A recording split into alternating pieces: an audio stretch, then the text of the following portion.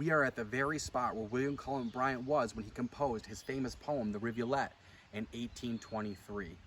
One of the things that we talked about in class was the one life and how nature all around us actually helps understand how poets wrote the poems that they did. One of the things I also want to mention is that when poets wrote poems, they often expected you, the reader, to go to that place and experience it for yourself. Those poems were called the names of places poems and just place poems more generally. And so what I want to do now is actually recite the poem by William Cullen Bryant and walk the trail at the same time so you can see exactly what William Cullen Bryant saw as he composed his poem. The Rivulet by William Cullen Bryant.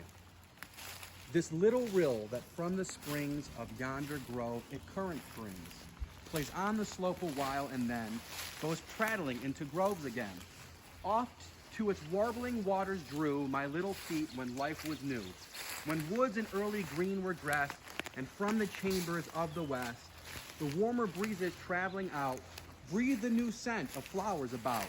My truant steps from home would stray, upon its grassy side to play, list the brown thrasher's vernal hymn, and crop the violet on its brim. With blooming cheek and open brow, as young and gay sweet rill as thou. And when the days of boyhood came, and I had grown in love with fame, duly I sought thy banks and tried my first rude numbers by thy side. Words cannot tell how bright and gay the scenes of life before me lay. Then glorious hopes that now to speak would bring the blood into my cheek, passed o'er me, and I rode on high, a name I deemed would never die. Years change thee not upon yon hill, the tall old maple's verdant still, yet tell in grandeur of decay how swift the years have passed away. Since first a child and half afraid, I wandered in the forest shade, thou, ever joyous rivulet, dost dimple, leap, and prattle yet, and sporting with the sands that pave the winding of thy silver wave, and dancing to thy own wild chime, thou laughest at the lapse of time. The same sweet sounds are in my ear, my early childhood loved to hear. As pure thy limpid waters run, as bright thy sparkle to the sun, as fresh and thick thy bending ranks of herbs that line thy oozy banks, thy violet there in thy soft-made dew comes up as modest and as blue. As green amid thy current stress floats the scarcely watered crest, and the brown ground bird in thy glen still chirps as merrily as then. Thou changest not, but I am changed, since first thy pleasant banks I ranged, and the grave stranger come to see the play place of his infancy, has scarce a single trace of him who sported once upon thy brim. The visions of my youth are past, too bright, too beautiful to last. I've tried the world, it bears no more the coloring of romance it once wore.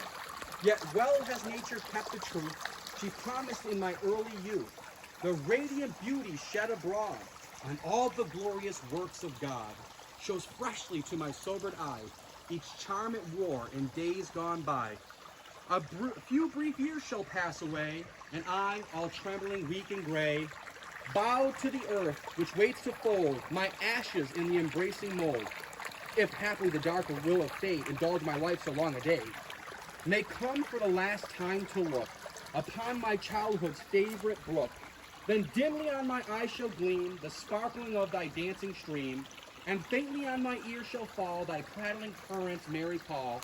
Yet shalt thou flow as glad and bright as when thou mettest my infant sight. And I shall sleep, and on thy side, as ages after ages glide, children their early sport shall try, and pass to hoary age and die.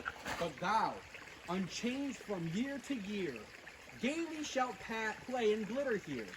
Amid young flowers and tender grass, thy endless infancy shalt pass, and singing down the narrow glen, shalt mock the fading race of men.